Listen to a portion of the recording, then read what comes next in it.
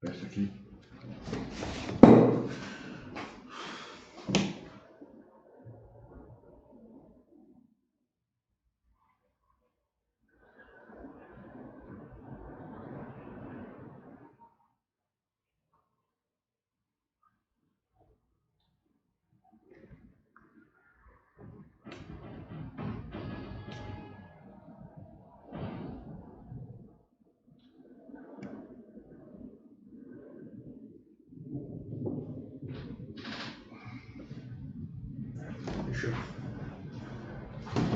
Olá, boa noite.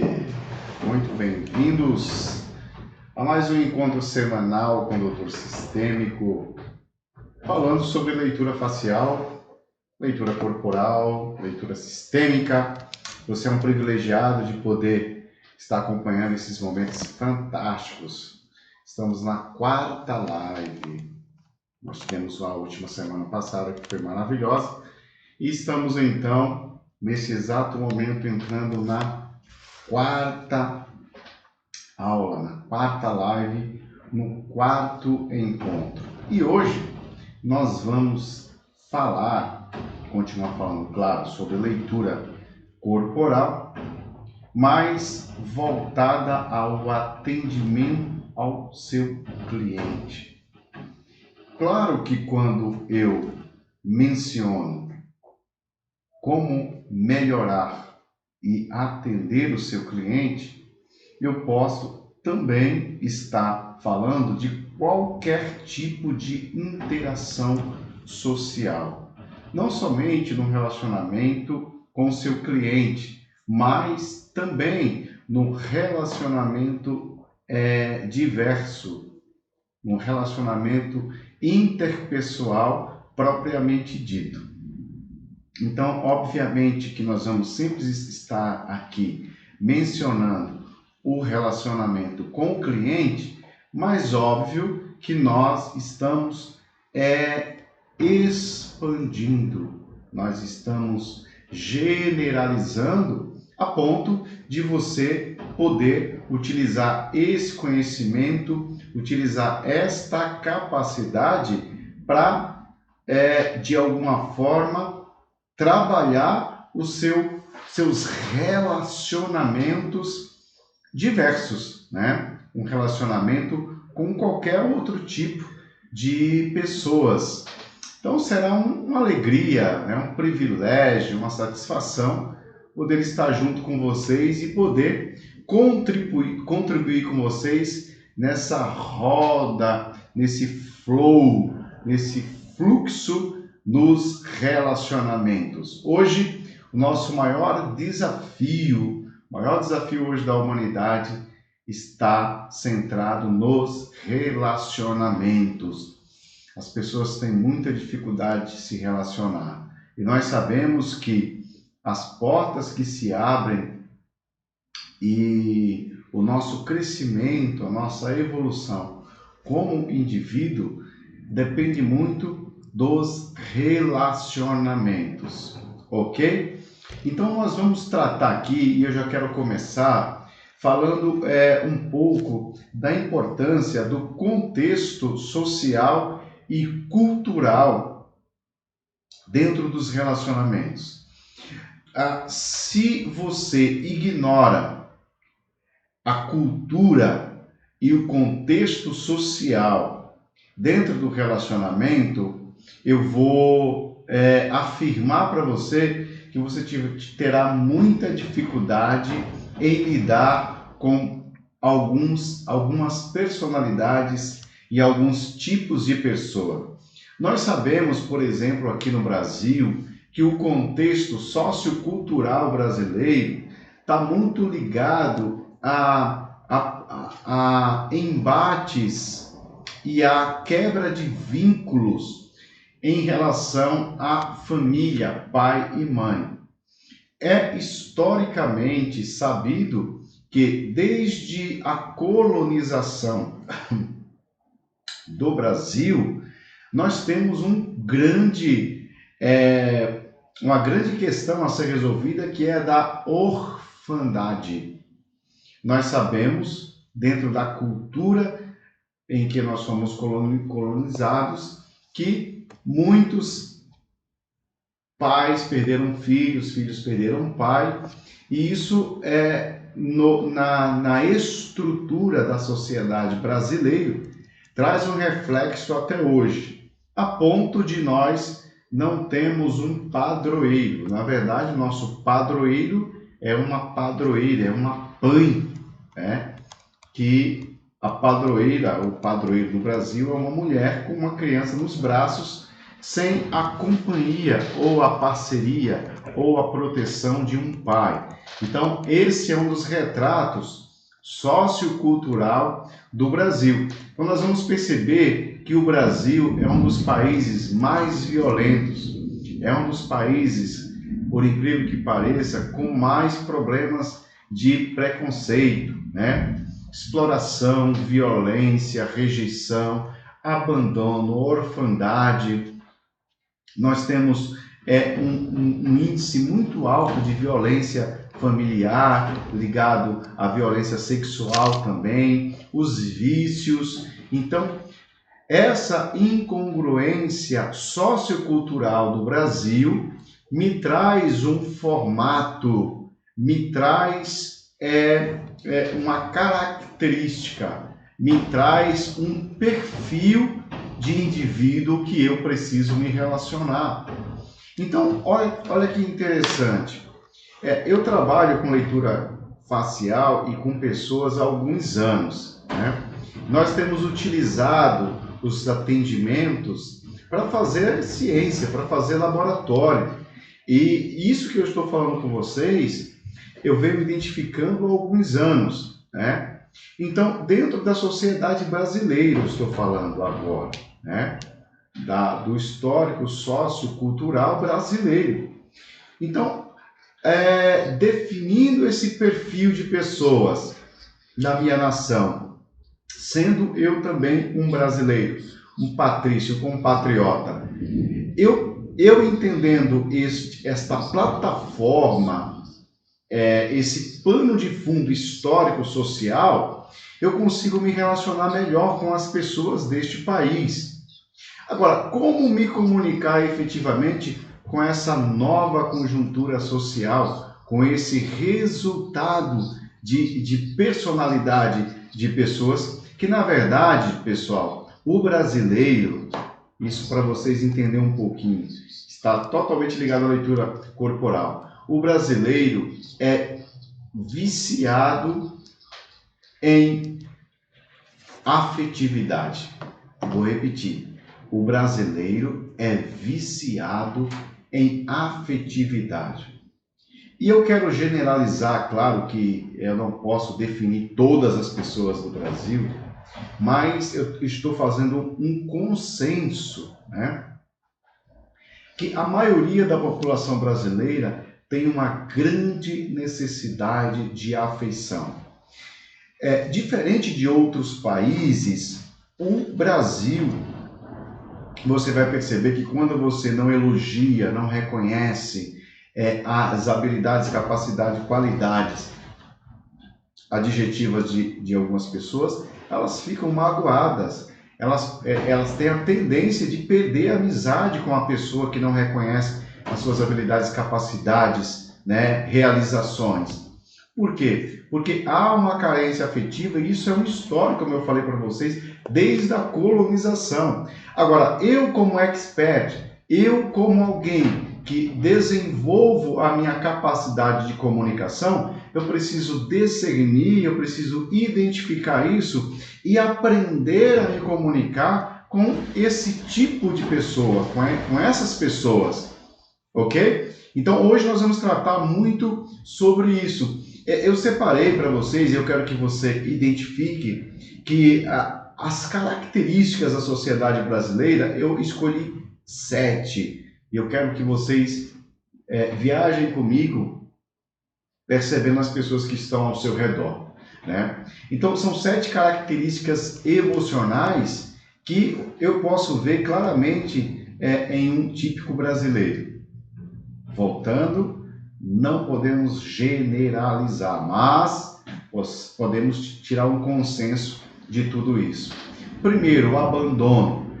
Boa parte dos brasileiros se sentem abandonados. Por isso que nós temos um asco contra a política, porque nós percebemos que os nossos políticos não trazem esse patriotismo, né? Essa coisa de honrar a pátria, de honrar a bandeira brasileira, como, por exemplo, na América do Norte. Então, há um sentimento de abandono. Isso vai para todos os relacionamentos, desde patrão até um relacionamento amoroso, codependência.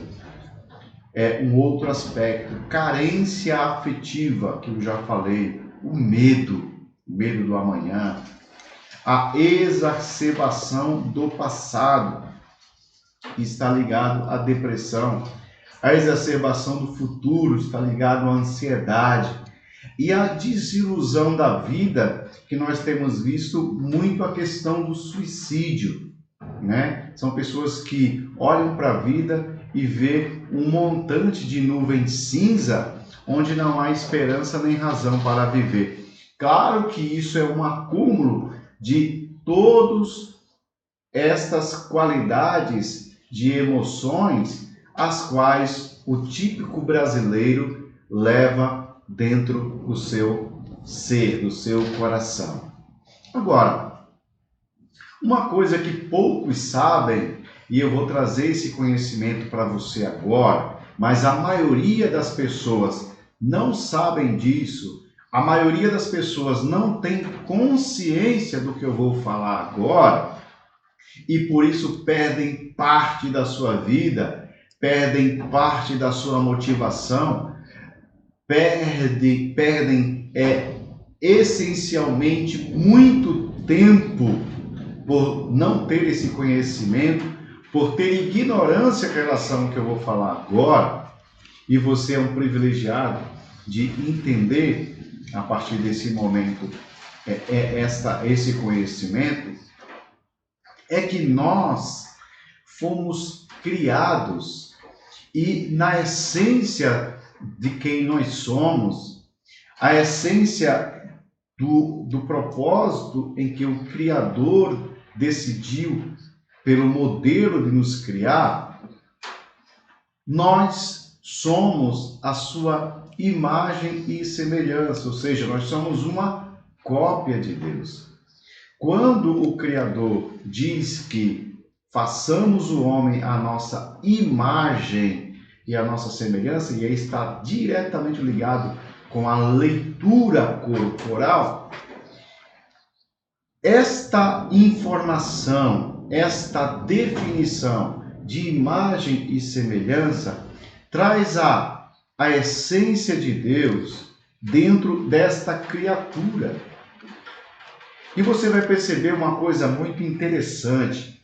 Nós não somos igual a Deus, mas nós somos semelhantes. Repetindo, nós não somos iguais, mas somos semelhantes.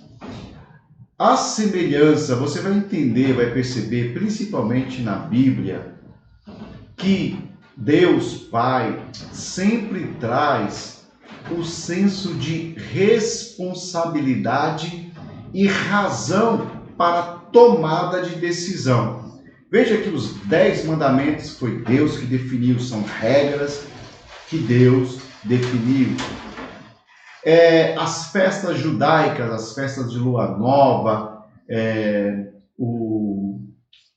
a Páscoa, as festas das trombetas, o Pentecostes, e todos esses eventos, os rituais do tabernáculo, todos foram definidos por Deus. Então Deus traz um senso de responsabilidade e um senso de razão.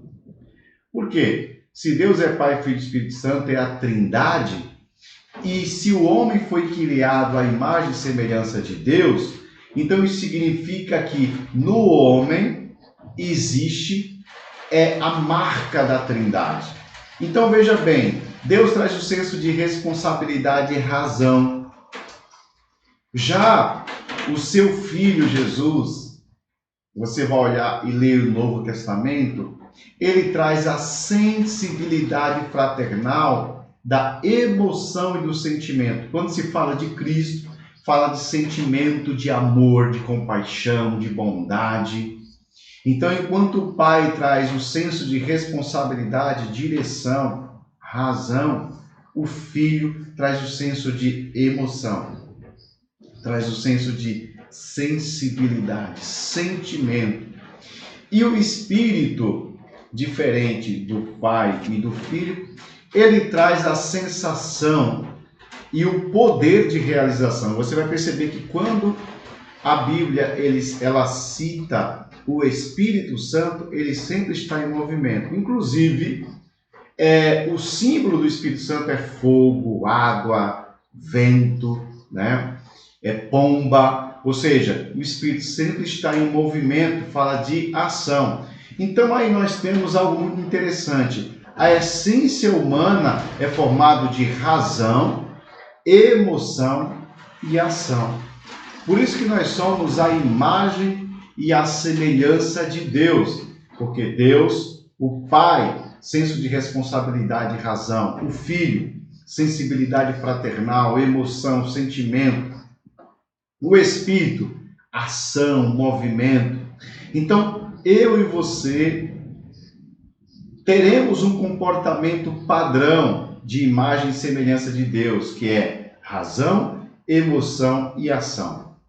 Quem fez algum curso de leitura facial na vida, ou ouviu e tem ouvido bastante sobre isso, você vai entender que todo especialista em leitura facial, ele vai dividir o rosto em 3 partes.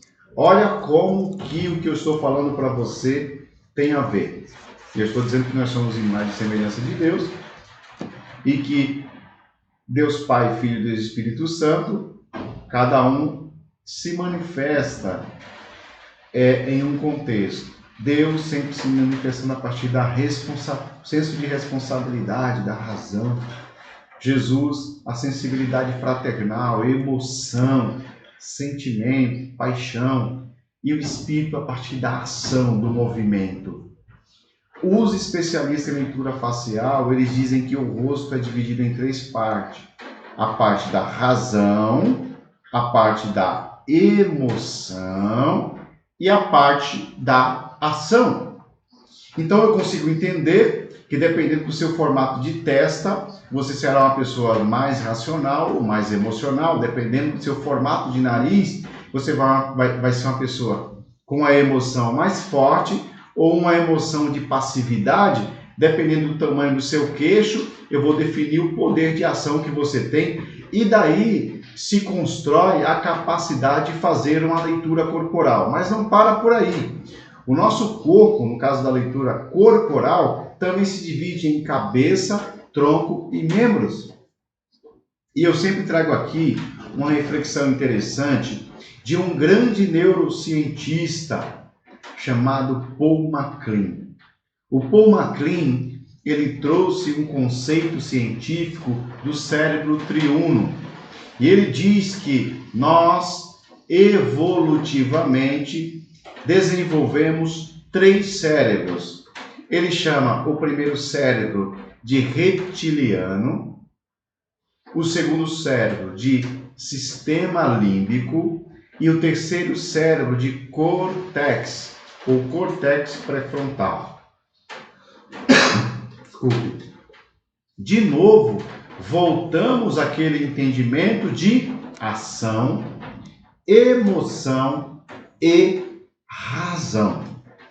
Ok, pessoal? Faz sentido para vocês? Quando eu quero fazer uma leitura corporal de alguém, eu preciso ter em minha mente esses 3 conceitos que todo indivíduo é formado de razão, é formado de emoção e de ação. Ok? Isso precisa ficar bem claro para todo aquele que busca fazer uma leitura assertiva. Quando eu olho para o meu cliente, quando eu olho para o meu interlocutor, eu preciso ter a consciência de que esse indivíduo ele tem essas três qualidades: emoção, razão e ação. Ok? Então, quanto maior for a sua testa, mais racional você é.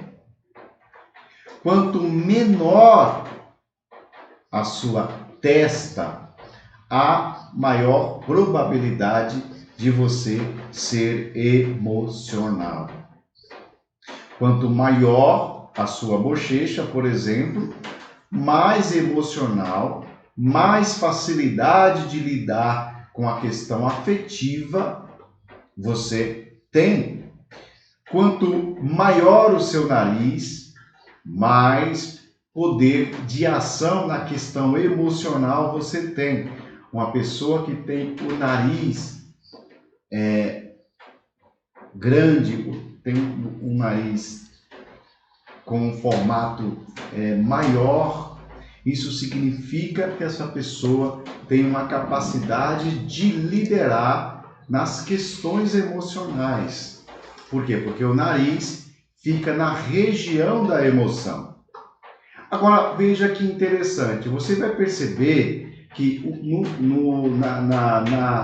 entre os indianos, e você vai assistir aquele filme do Pica-Pau, geralmente os índios, que eram os caciques, quando aparece ali no Pica-Pau, tem um nariz gigante, né?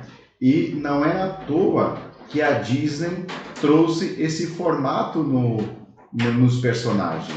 Porque quanto maior o nariz entre os índios, maior a capacidade de liderança, ou às vezes também está ligado ao ego. Quanto maior o nariz, maior o ego.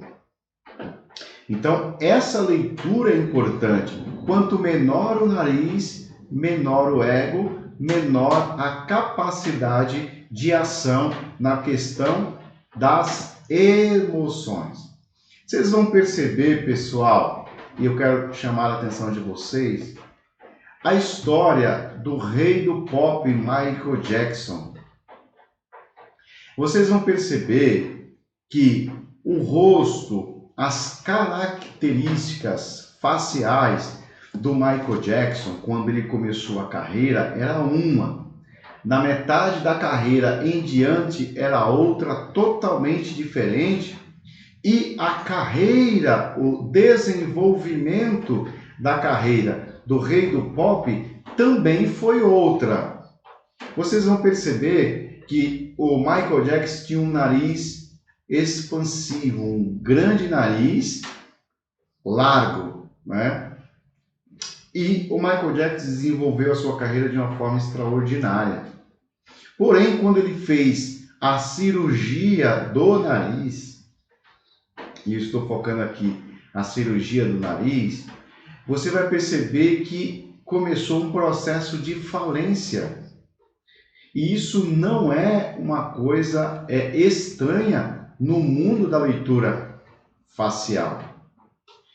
Por quê, gente? Porque a epigenética já traz esse conceito que as características externas influenciam em características internas.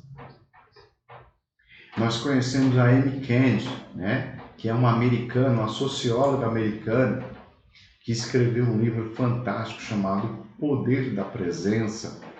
E ela provou cientificamente que, dependendo da postura estética, fisiológica, biológica que você se coloca, você altera a sua capacidade de ação. E ela fez alguns testes medindo o cortisol, que é o hormônio do estresse, e a testosterona, que é o hormônio da ação. E ela percebeu que dependendo da postura, ela chama de posturas de poder, dependendo da postura de poder que aquela pessoa assumia naquele momento, ela produzia mais cortisol ou mais testosterona. Olha, gente, isso é ciência. Então, isso significa que o meu comportamento biológico, fisiológico, pode alterar as minhas emoções. E no caso do Michael Jackson, de uma forma definitiva. Você vai perceber como que foi complicada aquela cirurgia que ele fez do nariz, caiu o nariz, depois voltava de novo. E o Michael Jackson morreu falido. Por quê, gente? Porque o nariz fala do seu poder emocional de ação, assim como o queixo fala do seu poder físico de ação, e assim como a sua testa fala do seu poder intelectual de ação. Repetindo, a sua testa fala do seu poder intelectual de ação. Uma pessoa de testa abaulada, você vai ver que os grandes cientistas, as grandes mentes do mundo, tinham a testa abaulada. Você vai no YouTube e você coloca o nome Albert Einstein e você vai ver que a testa dele é abaulada. Isso fala de quê? De um poder intelectual.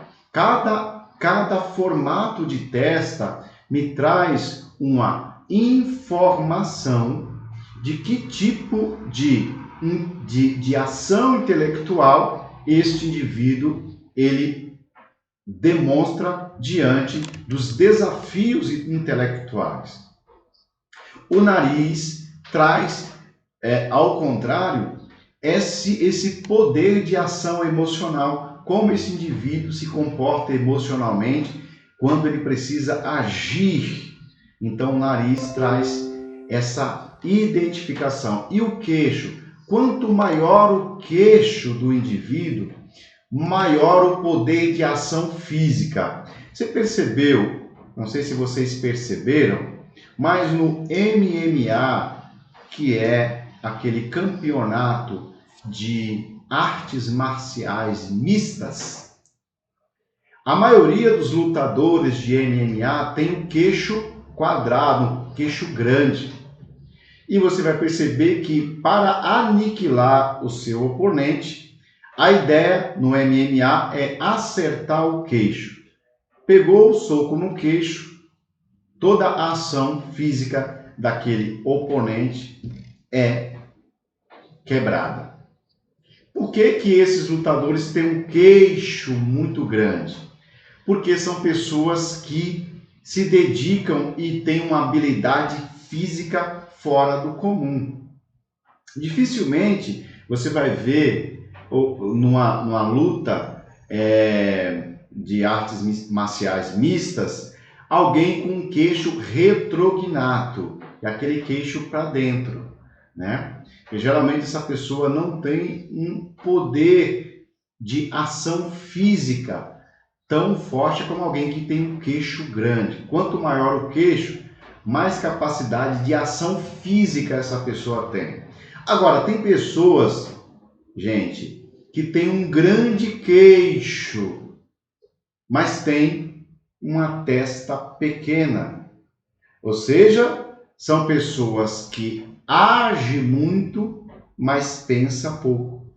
Sabe aquela pessoa que age antes de pensar, que não pensa e quando vai pensar já fez um monte de besteira, né?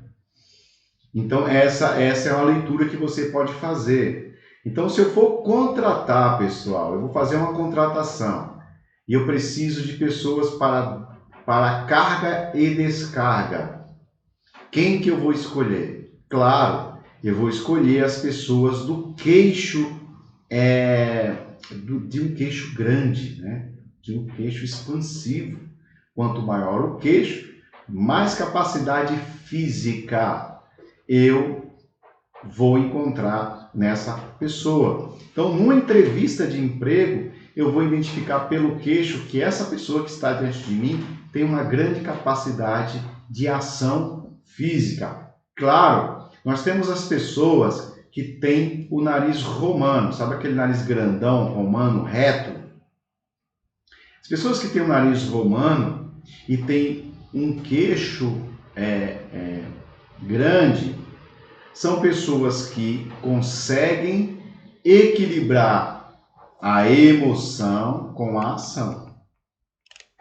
Se eu tenho uma grande testa eu tenho um grande nariz e um queixo bem exposto, eu tenho um equilíbrio de razão, emoção e ação. Tudo isso eu descubro a partir da leitura corporal, leitura facial, eu consigo identificar isso.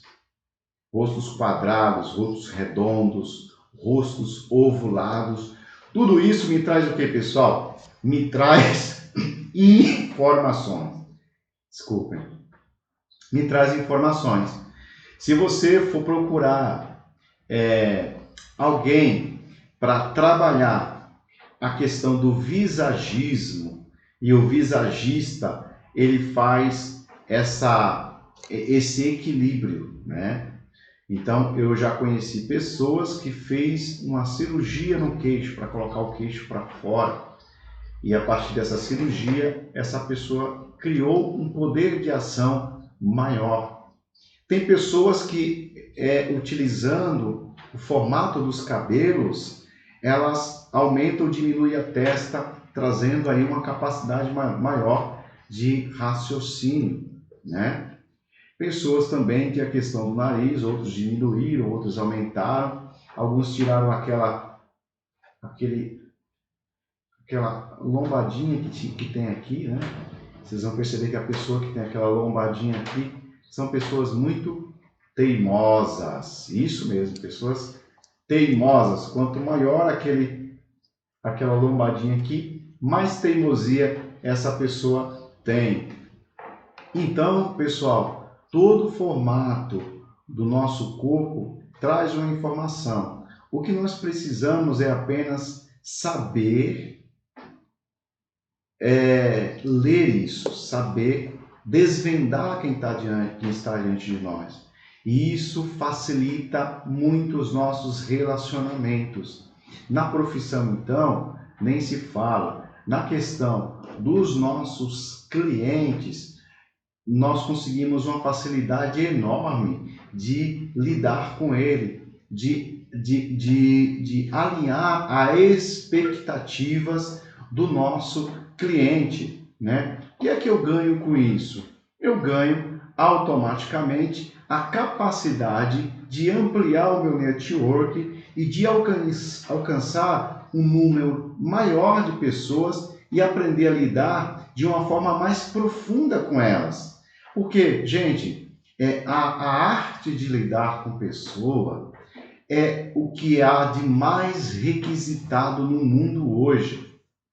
Quando você busca uma oportunidade em uma função de liderança, a primeira habilidade que o entrevistador vai procurar em você é a capacidade de lidar com pessoas.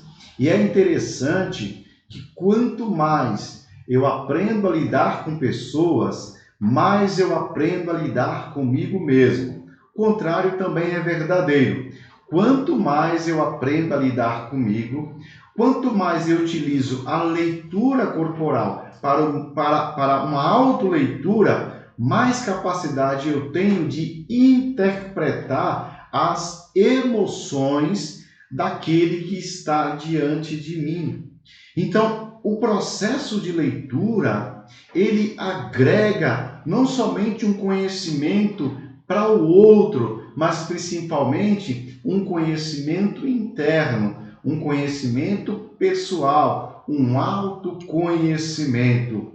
Daí a importância, pessoal, de nós trabalharmos essa capacidade de conseguir interagir, de conseguir visualizar quem é o meu interlocutor.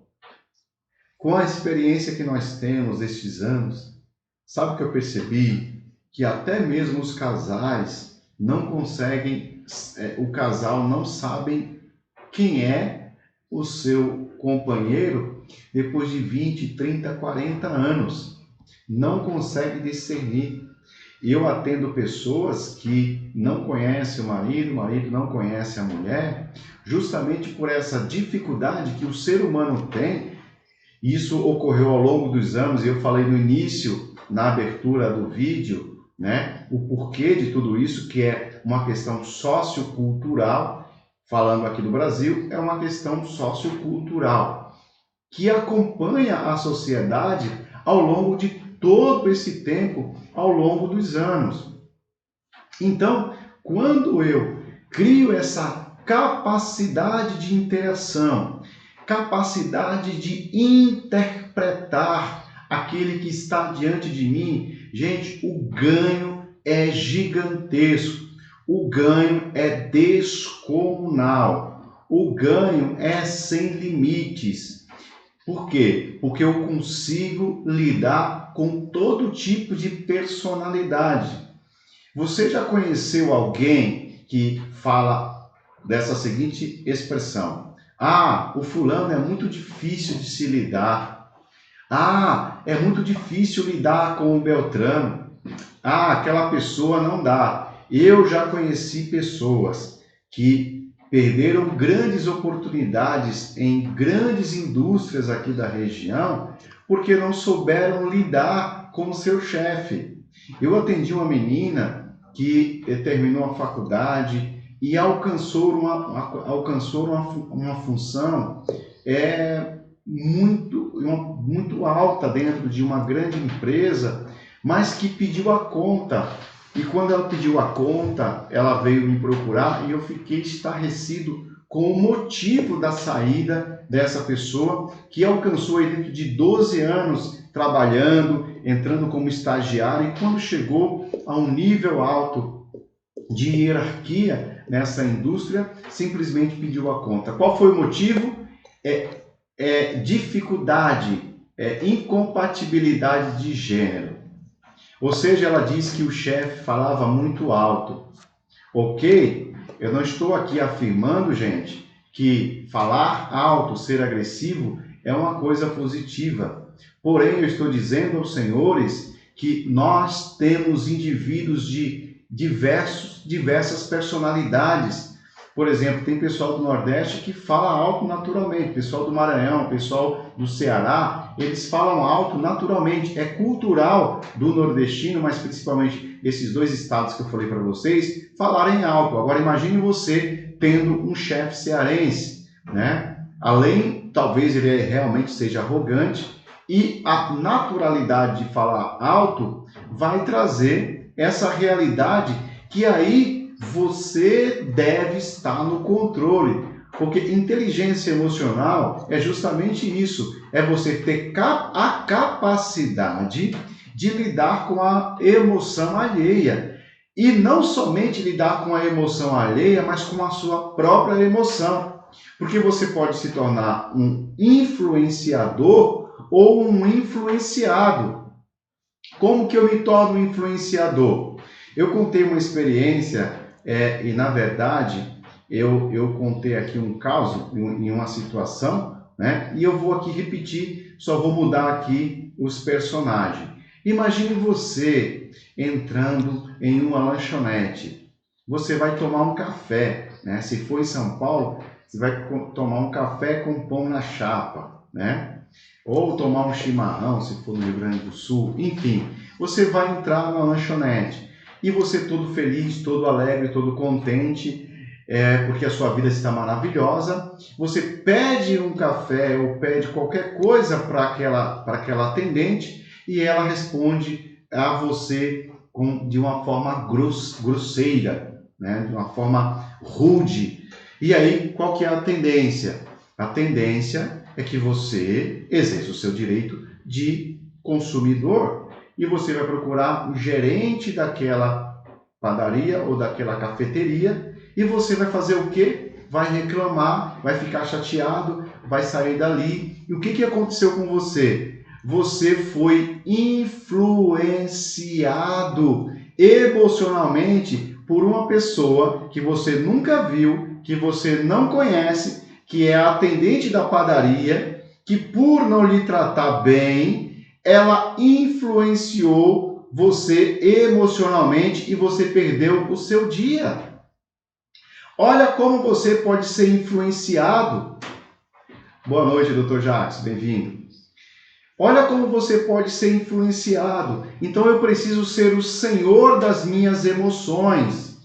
Como que eu me torno o senhor das minhas emoções? Aprendendo a lidar com variáveis tipos de personalidade. Então, essa menina que eu falei para vocês pediu a conta de 13 anos de empresa em um nível altíssimo de hierarquia. Por quê? Porque o seu chefe gritava. Olha que interessante. O mau humor do meu chefe, o temperamento do meu chefe mudou toda a história de uma pessoa. O que faltou aí, pessoal? Inteligência emocional e capacidade de desenvolver e de descobrir quem está diante de mim. E eu tenho experiência, pessoal. Eu sou empreendedor há muito tempo, mas eu trabalhei também em muitas indústrias. E eu sempre conseguia ter amizade com os piores chefes das empresas. E isso é um desafio para mim, por isso que hoje eu trabalho com leitura corporal, porque é gostoso, vocês vão perceber que quando você desenvolve essa capacidade, a vida fica gostosa, né? Porque você consegue desfazer todos esses emaranhados que trazem transtornos de relacionamento. Eu contei essa questão da atendente, que eu tenho um exemplo que é interessante. Por exemplo, você pega uma atendente mal-humorada que te trata mal e de repente você, entendendo o que está acontecendo, fazendo uma leitura dessa atendente, o que você faz? Já pensou em dar uma gorjeta para ela? Que tal pegar 10 reais, dar uma gorjeta para ela e dar um elogio e falar para ela: eu sei que o seu dia está sendo muito difícil, mas eu também sei que você é um excelente profissional, que você pode dar muito mais do que você tem. Com certeza você muda a vida daquela pessoa e nunca mais ela vai te atender mal. Ela sempre, quando ela vê você, ela vai se abrir. Por quê? Porque você, em vez de ser influenciado, você se tornou influência a partir de um conhecimento. Então eu sempre me dei bem com meus chefes rabugentos. Por quê? Porque quando eu consigo ler quem está diante de mim, eu tenho facilidade de lidar com ele e até mesmo criar um vínculo profundo. Então é para esse olhar que eu estou chamando você. É nesse olhar que nós conseguimos viver em harmonia, pessoal. Os grandes problemas de trânsito, os grandes problemas na família, principalmente. Agora nós estamos chegando em dezembro. E vocês sabem que não é em toda a família, mas eu atendo muitas pessoas que quando acontece os dias de festa, Natal e Ano Novo, gente, é uma brigaceira. Por quê? Porque essas pessoas não conseguem fazer a leitura de quem está diante dela. E quais são os clamores, as necessidades, as carências afetivas que aquelas pessoas têm. E a ignorância desse fato, a falta de conhecimento, a falta de entendimento em relação a esse quesito, faz com que ocorra os grandes conflitos nos relacionamentos. Quanto mais eu consigo ler quem está diante de mim, mais facilidade eu tenho de lidar, mais eu vou ter tranquilidade em relação a meu equilíbrio emocional. Então, pessoal, essa é a dica que eu trago para vocês. Você que puder, estude pessoas.